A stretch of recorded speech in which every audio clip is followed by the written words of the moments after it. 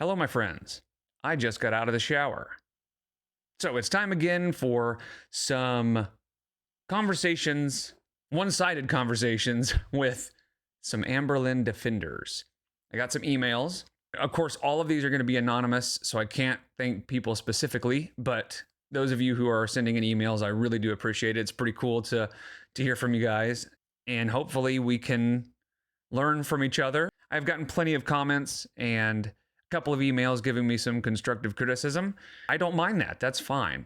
But when they get disrespectful and are just being assholes to be assholes, that's when I have a problem with it. But generally speaking, so far it's been pretty cool. So we're going to start with this one. This is probably the longest one that I got. I'm not an Amber fan per se. And that's something interesting I've noticed in basically every email I've gotten. No matter how much somebody defends her, they all feel like they need to start off by saying, I'm not really an Amberlynn fan necessarily. And I think it's because we all feel like we need to distance ourselves from her at least a little bit. But I think I would probably defend her more than most. I don't think she's a bad person, but I think she's done things that are bad. However, I think she gets more shit than she deserves on a lot of occasions. And people expect the absolute worst of her. Think following that certain Instagram account, for example. Do you really truly believe she would publicly follow that sort of account on purpose? So I think since this one's so long, I'll kind of respond in little sections. So, does she get more hate than she deserves? You know, that could be argued, honestly, because yes, she's a terrible person. She does a lot of really stupid stuff.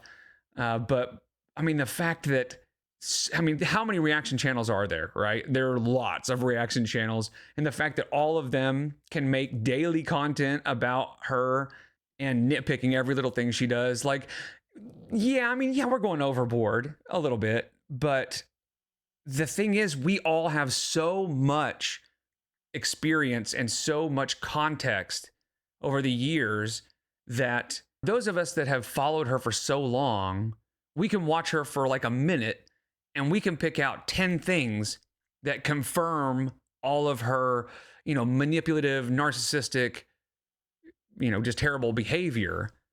Whereas most people would watch her and not notice any of that stuff. So do we nitpick? Absolutely, 100%. Like, we could absolutely take it a little bit easier on her for sure. But I think she gives us a lot of ammo, to be honest, because the crazy thing is I nitpick a lot on her videos, right? I will go through and nitpick almost everything she does. And then in the comments, I will realize I've missed a lot, because other people are watching it and they're noticing stuff that I missed. So now the argument isn't necessarily, are we nitpicking things that we shouldn't, right? Are we making things up? No, I think we are finding legitimate problems, but I think the argument could be made that we don't necessarily need to, call her out on every little thing she does. But let's do sort of a thought experiment. Other than a couple of incidents that we've heard of, like the Code Red incident and little things like that, generally speaking, she's not known for being physically violent. She's generally known for being manipulative and emotionally abusive. And we know that emotional abuse can be just as scarring and do just as much long-term damage as physical abuse. So, but just for the sake of the thought experiment, let's just pretend that Amberlynn's abuse was physical, right? That's what she kind of was known for. All right, and let's say we see a conversation in one of her newest videos between her and her mom. And in the middle of the conversation, Amberlynn just starts slapping her. We would call that out because that is the abusive behavior. That would be easy to call out because we see it and it's so clear to us and to anybody that that's bad behavior and abusive behavior.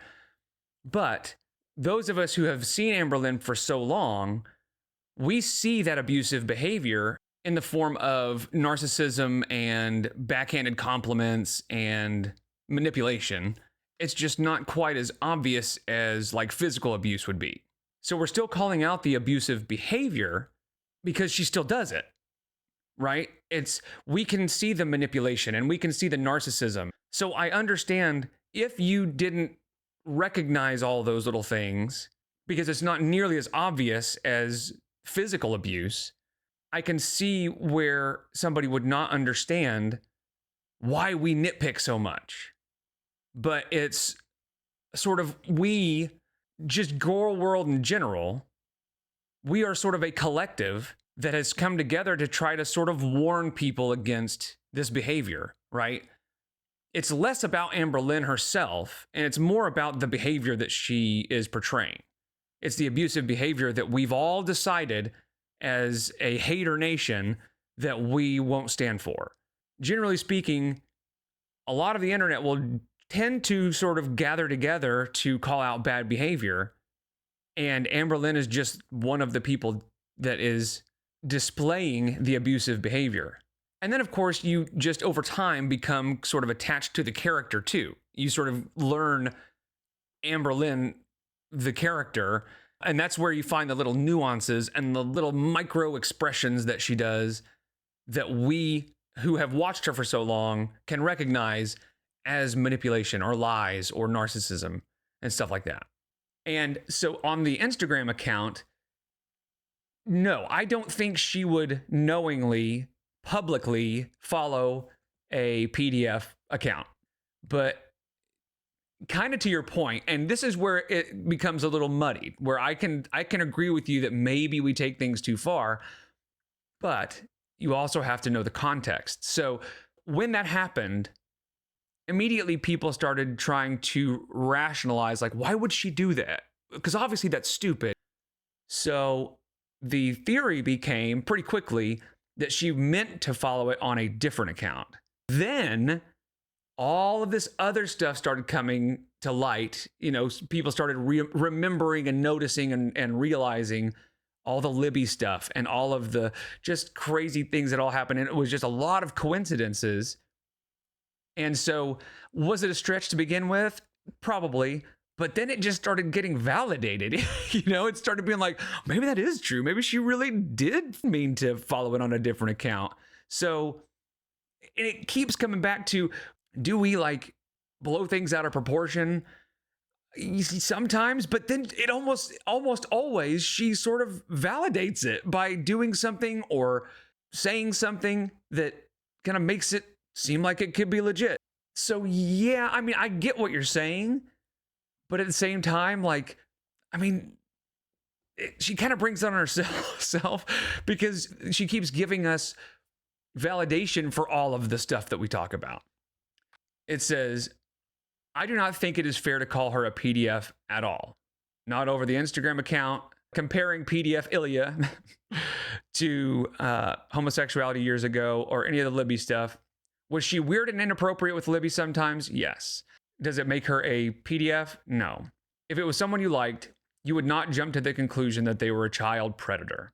I still think Libby deserves an apology, but aside from that, I'm not too sure what other people want to see from her.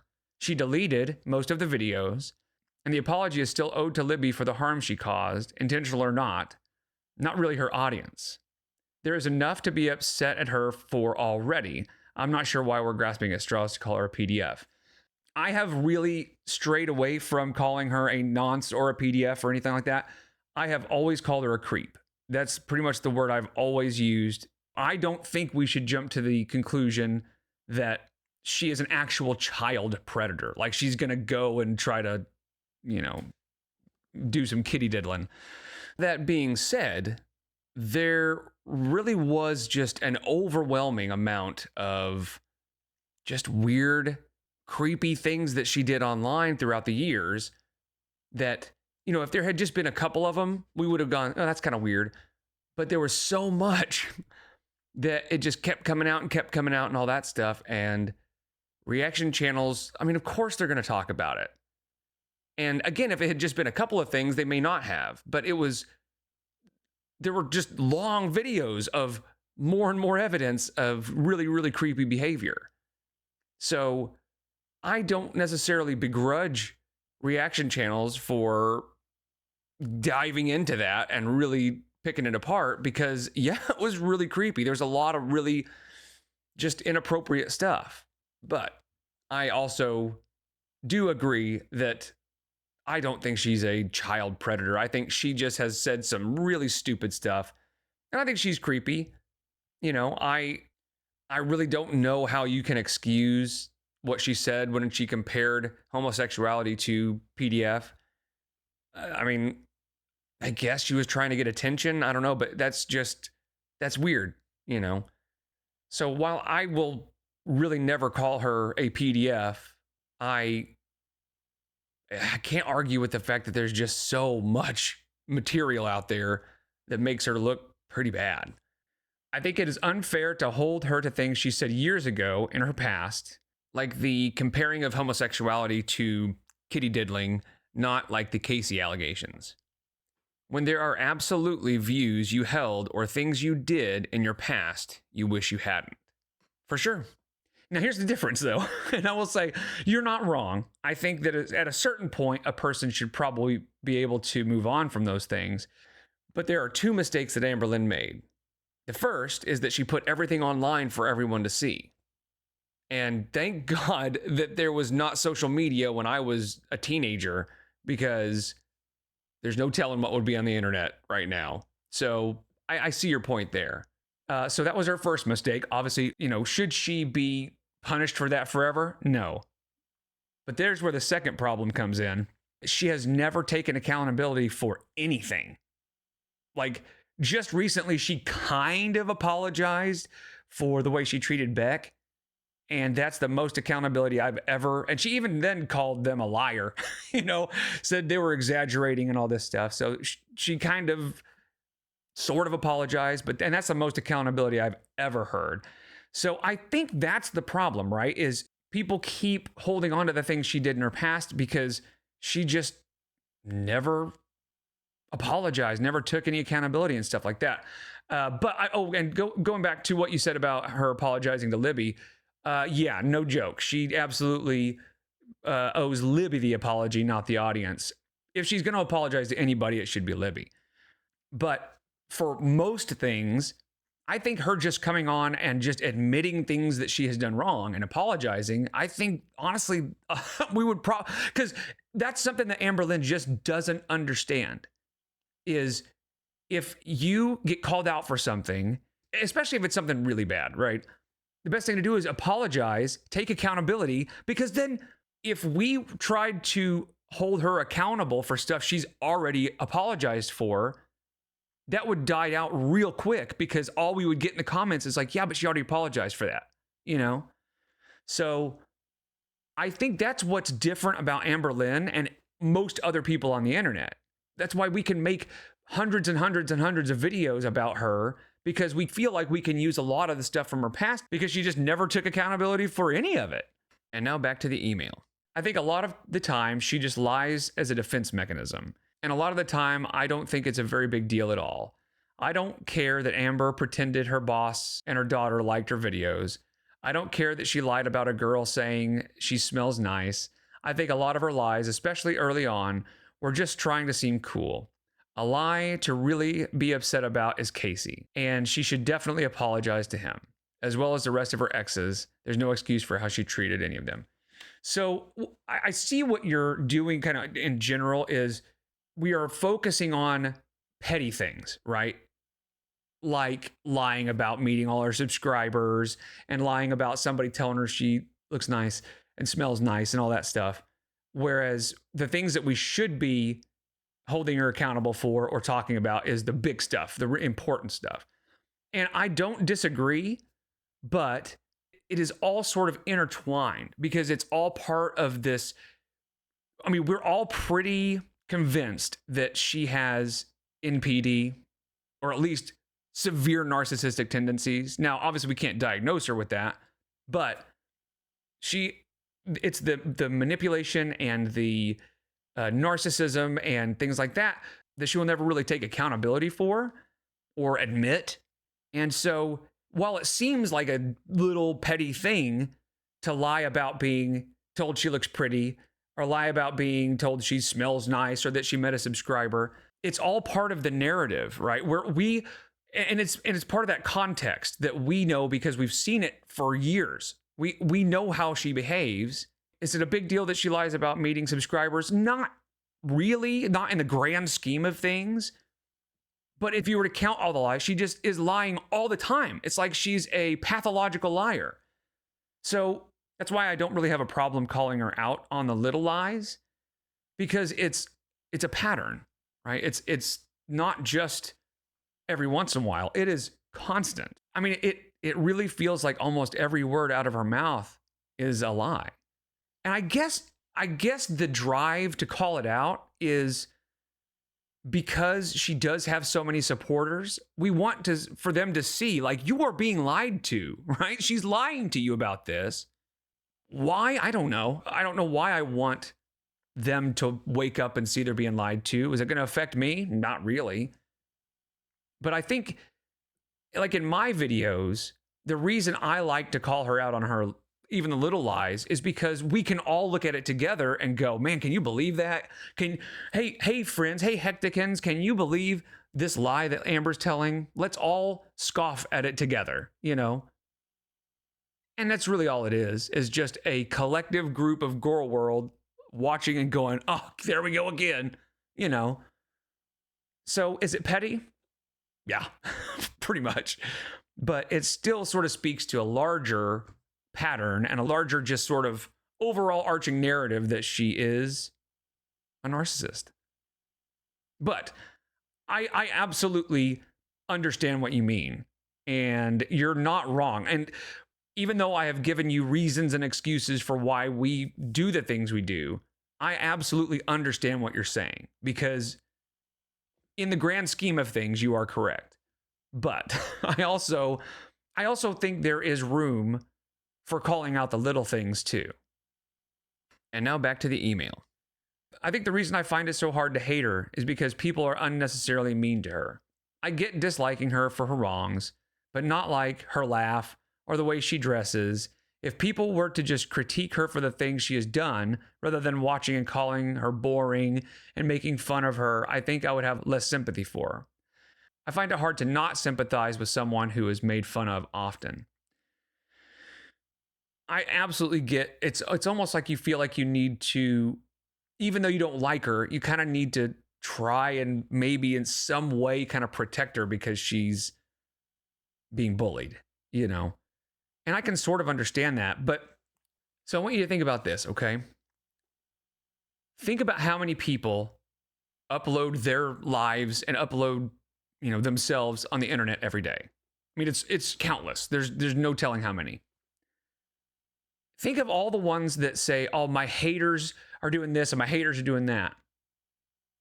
And I want you to try to think of any of them that are actually like good people, right? The people that are actual good people, you know, that you can just know because they just do good things and they are just good people, don't have to talk about how the haters are doing this and the haters are doing that, because they don't really have enough haters to be a problem. Generally speaking, the audience, the internet as a whole, tends to be a kind of great leveler. We have a good bullshit detector. And I understand not making fun of her clothes and things like that, but at the same time, it all comes back to the fact that she has basically presented herself as some kind of fashionista, you know? And then she dresses the way she does, and it's like, you really don't get it, do you? So, yeah, and again, it all comes down to, without context and without knowing who Amberlynn is, and without having all of the years of behaviors, not just the horrible behaviors, but just it's, you know, the term microaggressions, right? Where it's little things that people do that wouldn't necessarily raise alarm bells on their own, but when you see them back to back to back to back and they happen all the time, you start noticing it. That's a pretty good description of the way Amberlynn, her narcissism works. And I don't know how long you've been watching or how much reaction channel content you have consumed over the years, but after you've seen it for so long, you just notice it without even realizing that you're seeing it, because it's so prevalent in everything she does. And now back to the email. Okay, so regarding Rarity, I'm not sure why people were so cruel towards her. Rarity should have been microchipped, yes, and Amber should have been more careful, but I don't know why either of those things mean she got rid of Rarity on purpose. Why would she just have not given Rarity to Beck if that was the case? I think it was unfair to be upset at her for not crying over Rarity as much as people would have liked, unless I'm missing something. She has a history of terrible treatment of animals, like neglect and just general apathy when it comes to her pets. Now, there's not really any abuse necessarily that has ever been alleged, but she has been called out a lot for just kind of neglect and stuff like that. I was never on the boat that I thought she got rid of Rarity on purpose, because I don't really get why she would do that. That doesn't make any sense. There was an idea being floated there for a little bit that she got rid of Rarity just so that Emily would let her stay longer, which as soon as I saw that floated, I was like, I mean, come on, we're taking it a little too far now, guys. But is that beyond what Amberlynn would do? Probably not. Honestly, that is something she might do. So that's why this stuff gets floated, because she has done crazy shit like that in the past.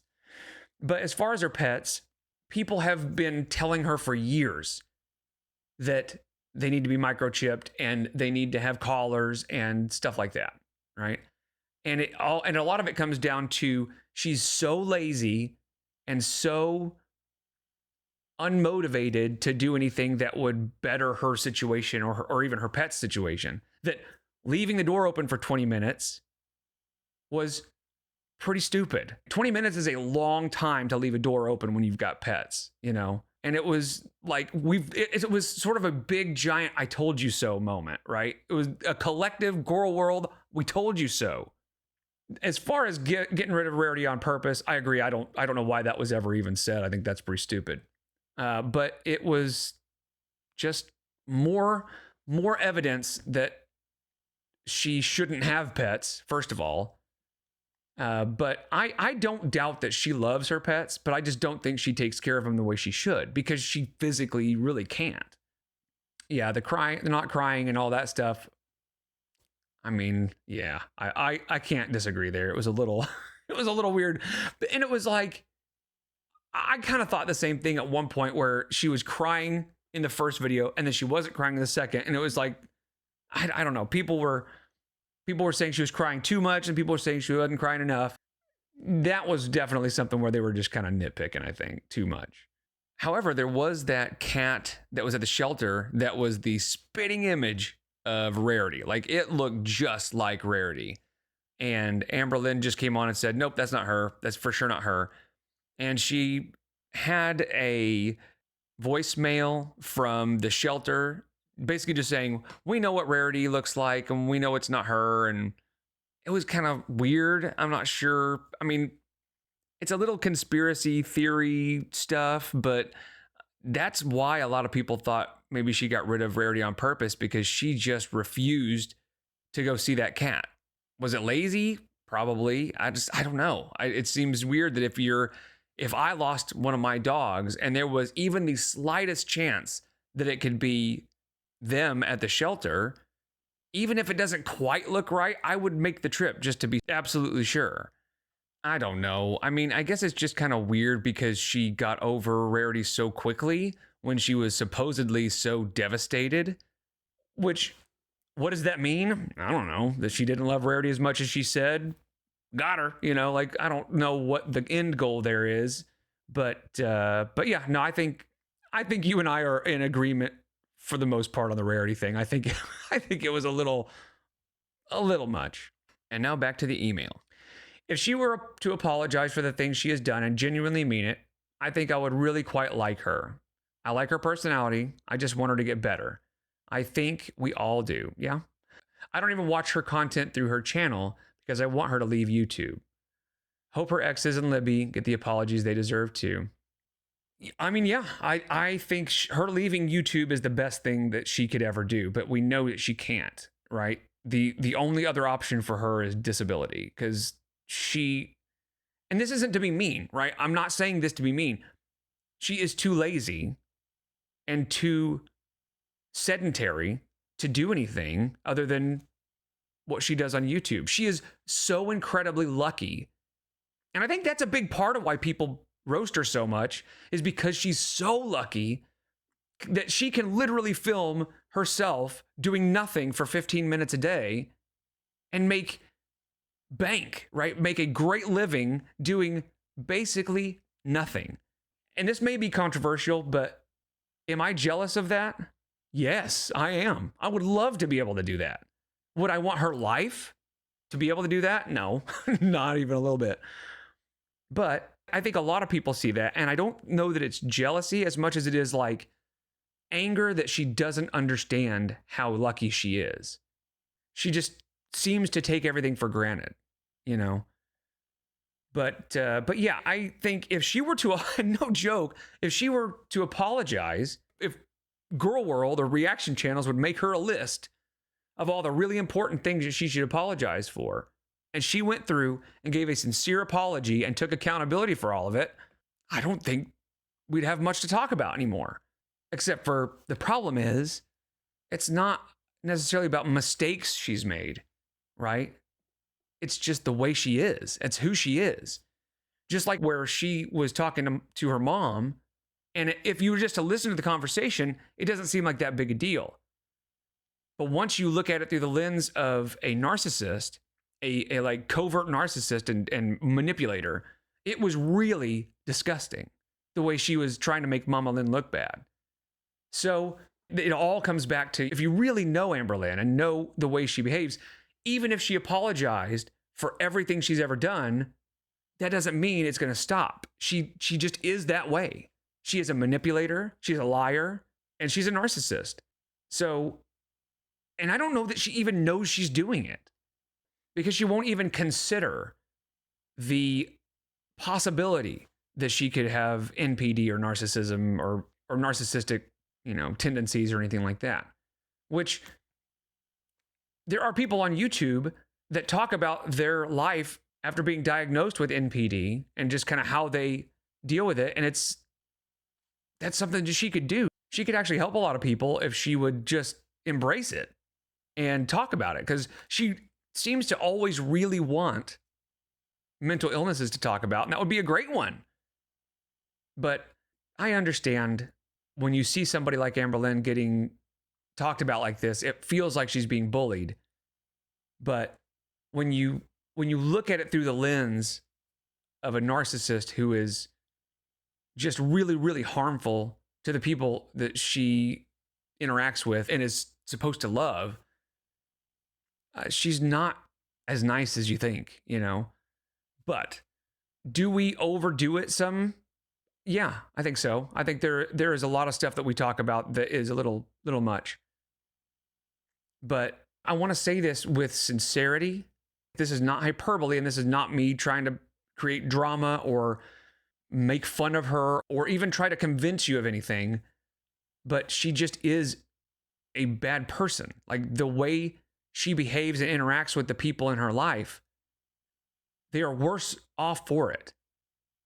Now, is there something she could do about that? Yeah, she could get actual real therapy, right? She could go to an actual psychologist.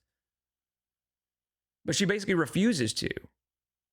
So until then, nothing's going to change. So she can apologize for everything in her past, and it's just going to continue going forward.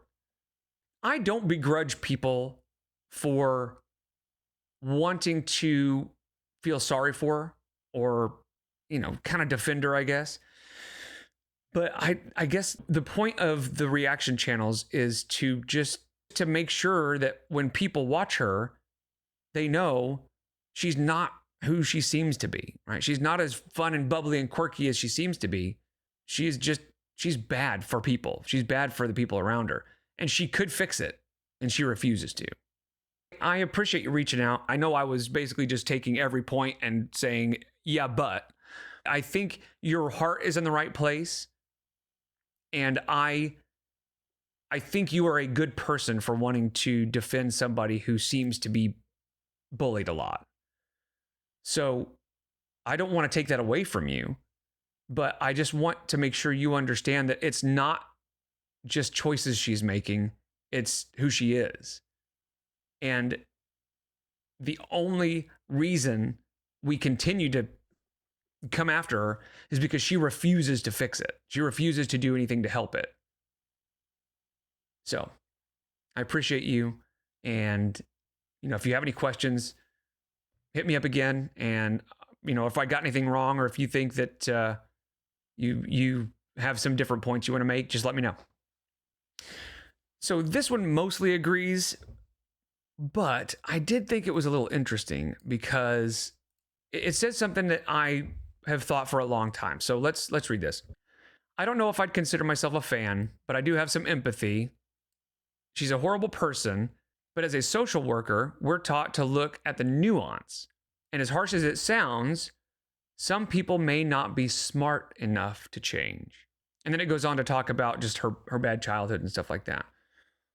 But this part where it says, some people may not be smart enough to change. And that, honestly, that is the best argument for a defense of Amberlynn that I've heard, right?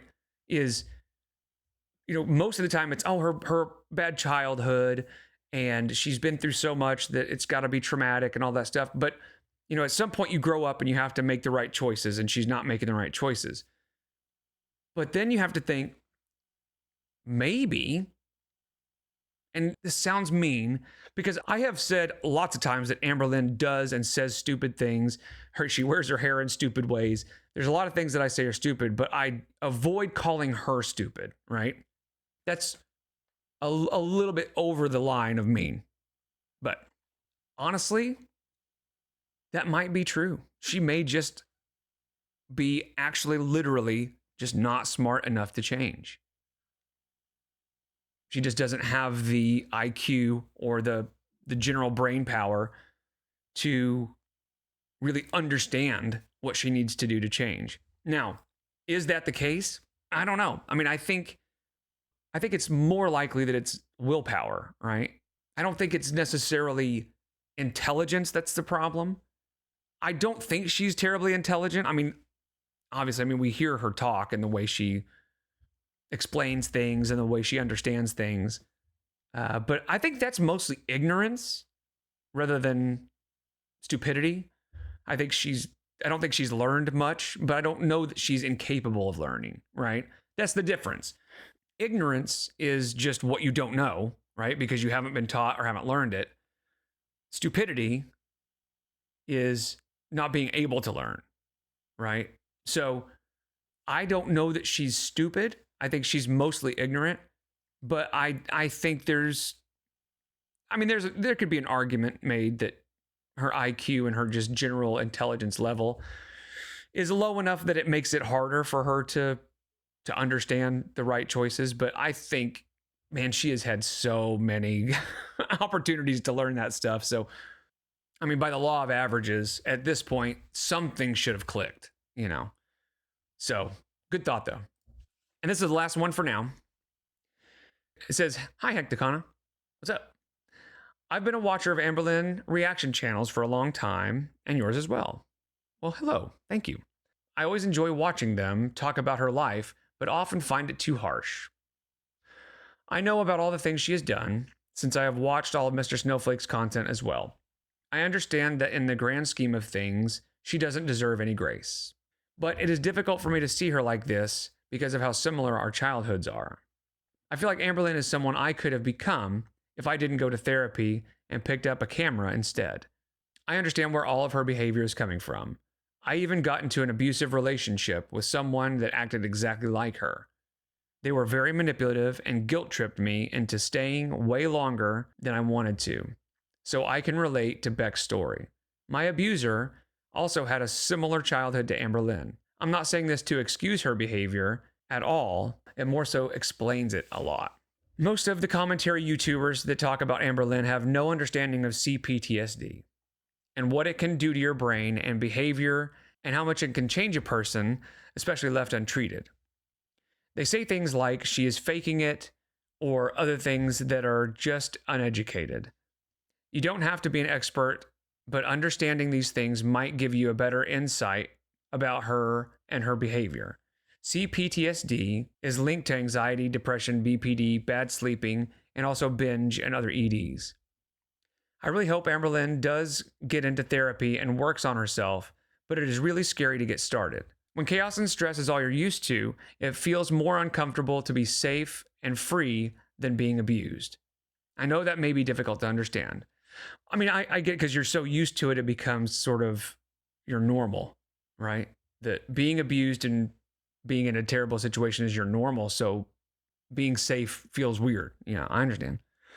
I think her eating is definitely a form of self-harm, maybe in combination with addiction, and it feels sometimes weird to watch it so publicly. I know she has a whole list of her own victims, and I don't support that. I am not sure what to say about that. I feel bad for her victims, and I hope they can heal. It must be awful to have your abuser be such a public figure. I feel like even when someone is abusive, we can still have sympathy for them, especially for the child they once were, and hope they can heal that part of themselves, even if it's not likely to happen. Sorry if my email is off. English is not my first language. I think it's awesome that I've got people watching me that are not native English speakers and are not from the US. I think that's crazy. Like, I appreciate you reaching out. That's pretty cool. Again, I think empathy is something we need. And I know that sounds crazy coming from me, who roasts Amberlynn constantly, but I do have empathy for people who have things that they can't control. So here's my thought on the CPTSD and her mental illnesses, right? When somebody says they have some kind of disorder, whether it be CPTSD, OCD, cancer, anything like that, we are conditioned to just believe them, because whether we realize it or not, subconsciously we think, well, who would lie about that, right? Because we wouldn't lie about that. That's just so immoral and so horrible, we wouldn't lie about it. So when Amberlynn says she has something, I understand the desire and the drive to just believe her, because it seems crazy that she would lie about something like that. Now, is there a chance she's telling the truth? At this point, yes, but it's pretty small. And here's why. Jordy actually made a video where it is a montage of Amberlynn making appointments for therapy and doctors and all kinds of stuff and canceling the day of, right? So it was, I'm going to go to the therapist. And this is before BetterHelp came out. And she just literally never went. She made it, I don't know how long the video is, but it was like 50 appointments and she just canceled them all. She never went to one. And you could say, well, that was kind of in the past, but she has admitted already when she was she said for years she was diagnosed with BED, binge eating disorder. And then later admitted that she just went on BetterHelp and they told her it sounds like you have BED. And she just rolled with it, right? She just said, oh, okay, I've got it then. And she just said, and then she started saying, I've been diagnosed. And the same thing happened with OCD. She said she was diagnosed with OCD, but then later admitted that's not true either. So when she says she has an appointment with a therapist, the likelihood of it being a real psychologist or real psychiatrist is so low, because this is a repeated behavior by Amberlynn. And we know she never changes. She just doesn't. And I've been watching videos from 9 years ago, and she is saying and doing the exact same stuff now. So if she had CPTSD, I would have some empathy for her. And I would understand that she needs some grace, as you said. My problem is, I just don't believe she has it. In fact, Amberlynn tends to get her diagnoses from social media, from TikTok, Instagram, stuff like that. She hears a new term. CPTSD has been kind of getting some traction on TikTok right about the time she starts talking about it. And it was the same with BPD, there was this sort of wave of people on TikTok talking about BPD. And all of a sudden, Amberlynn pops up and says, yeah, I got diagnosed with BPD. So if you know Amberlynn, this is nothing new. Her just finding a new mental illness and just claiming it because she knows she can't prove it, but she knows we can't prove her wrong. And she also understands that if we say you don't have it, she can go, can you believe how horrible they are? They won't believe me. I'll tell you this. If she could, and I don't know how she would do this, but if she had some way of proving, and I know that it sucks to feel like we should ask for proof, but as many times as she's lied about diagnoses, I mean, I think it's fair that if she wants us to believe that she has these things, she should prove it. It's the girl who cried wolf, right? She's done this too many times. So I absolutely agree with you that that all of what you said is true if she had CPTSD. But I just don't believe she does. There is a 10% chance she's telling the truth, that she actually has it and has been diagnosed. In fact, she just said she had her first consultation with her new therapist. And I am convinced it's like BetterHelp or something like that, because she refuses to go to an actual therapist. Well, I don't know why. I really can't figure out why. I think if I had to guess, if I had to just take a wild guess as to why she refuses to go to an actual psychologist or psychiatrist that could diagnose her with stuff, it's because she is afraid of either not being diagnosed with anything or being diagnosed with something that she doesn't want, like NPD. So I think she just pretends, because she claimed she had BED for a long time. And then once the weight loss surgery arc came in, and she claimed that the weight loss surgery center said that if you have BED, you can't get surgery. She literally just on one day she said, I have BED. The next day she said, actually, I don't. I really don't. I just kept saying I binge, but it's not an actual ED. Just like that. She decided she didn't have it anymore. So you're not wrong. I don't want you to think that I don't have empathy, because I do. The problem is she has not earned the benefit of the doubt when she claims she has these things to begin with. And I'm sorry for my voice. It's the horse. I've been talking all day at work and stuff. So it's finally failing me. But anyway, so I really do appreciate you guys reaching out, and I hope that what I said makes sense and resonates. If you guys have any questions or have any more comments or concerns, let me know. And I really do appreciate all of you, whether you agree with everything I say or not. I think there is definitely a dialogue that can happen around Amberlynn. This isn't to sound like I know more or I'm a know-it-all or anything like that, but I really think most people that defend Amberlynn don't really know or understand how long this has been going on and how deep the kind of narcissism and manipulation goes and how ingrained it is in her. So even the small things that seem petty are all part of a bigger sort of tapestry of her just horrible behavior. I really do appreciate you guys. And as Truman Burbank said, good morning. And in case I don't see you, good afternoon, good evening, and good night. Take care.